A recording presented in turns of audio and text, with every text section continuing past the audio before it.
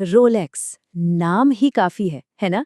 लेकिन जरा सोचिए, कोई लाखों रुपए लेकर रोलेक्स के शोरूम में जाता है, एक शानदार घड़ी पसंद करता है और खरीदने के लिए तैयार है, लेकिन उसे जवाब मिलता है, सॉरी सर, ये बस डिस्प्ले के लिए है, बिकने के लिए नहीं।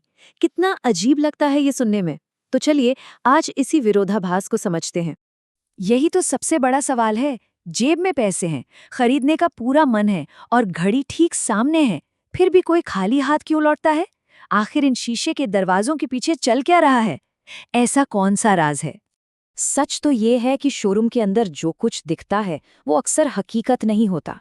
वो चमचमाती घड़ियां जो किसी को अपनी ओर खींचती हैं, वो असल में बिक्री के लिए होती ही नहीं है, वो सिर्फ एग्जीबिशन के लिए होती हैं।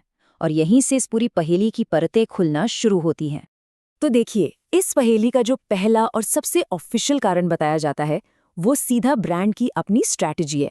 ये सब डिमांड और सप्लाई का एक सोचा समझा खेल है। रोलेक्स एक साल में करीब करीब 10 लाख घड़ियां बनाता है। अब सुनने में तो ये नंबर बहुत बड़ा लगता है ना, लेकिन रुकिए, क्योंकि इसको चाहने वाले लाखों नहीं बल्कि करोड़ों में है। तो अब तस्वीर साफ हुई, 10 लाख घड़ियां और करोड़ों दीवाने। ये जो इतना बड़ा गैप है ना, सारी समस्या की जड़ असल में यही है। और हाँ, ये कोई गलती से नहीं हो रहा, ये रोलेक्स की एक बहुत ही सोची समझी चाल है। वो जानबूझकर प्रोडक्शन कम रखते हैं। क्यों?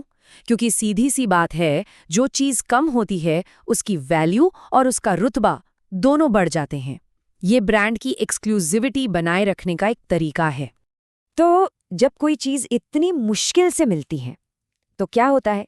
एक पैरेलल मार्केट बन जाता है, एक ऐसा बाजार जिसे हम कहते हैं ग्रे मार्केट। और यकीन मानिए, वहां कीमतों का खेल बिल्कुल अलग ही लेवल पर चलता है। चलिए इसे एक छोटे से उदाहरण से समझते हैं। मान लीजिए एक रोलेक्स घड़ी की शोरूम कीमत है 17 लाख रुपए, लेकिन वो तो मिल नहीं रही।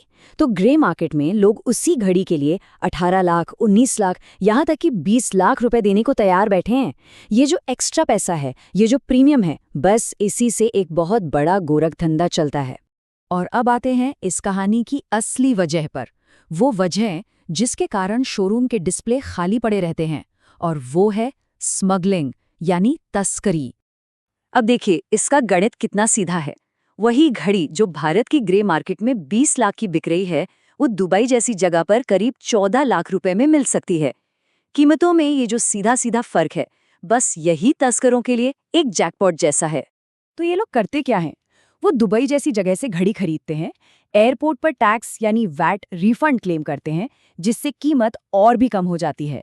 फिर किसी तरह कस्टम को चकमा देकर घड़ी को भारत ले आते हैं और यहाँ ग्रे मार्केट में उसे मुंह मांगे दाम पर बेच देते हैं। तो हिसाब एकदम साफ है। एक घड़ी को स्मगल करने पर सीधा सीधा लगभग 6 लाख रुपए का मोटा मुनाफा।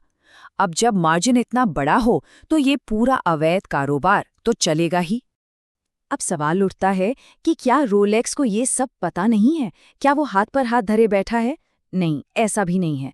ब्रांड इस ग्रे मार्केट से निपटने की कोशिश कर तो रहा है। जब कोई ऑथराइज्ड डीलर किसी को घड़ी बेचता भी है तो वो कुछ कदम उठाते हैं। पहले तो खरीदने वाले की प्रोफाइल अच्छी तरह से चेक की जाती है। फिर घड़ी देते समय उसके सारे प्रोटेक्टिव प्लास्टिक और स्टिकर हटा दिए जाते हैं, ताकि उसे एकदम नया कहकर आगे बेचना मुश्किल हो जाए।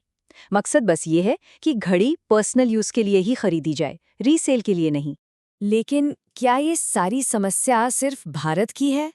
बिल्कुल भी नहीं। ये एक ग्लोबल पहेली है, एक ऐसा खेल जो पूरी दुनिया में चल रहा है। शायद ये जानकर थोड़ी हैरानी हो, लेकिन जहां से ये घड़ियां स्मगल हो रही हैं, यानी दुबई, वहां भी रोलेक्स आसानी से नहीं मिलती। वजह पूरी दुनिया में एक ही है, बहुत ज्यादा डिमांड, बहुत कम सप्लाई और तस्करी का एक पूरा ग्लोबल नेटवर्क।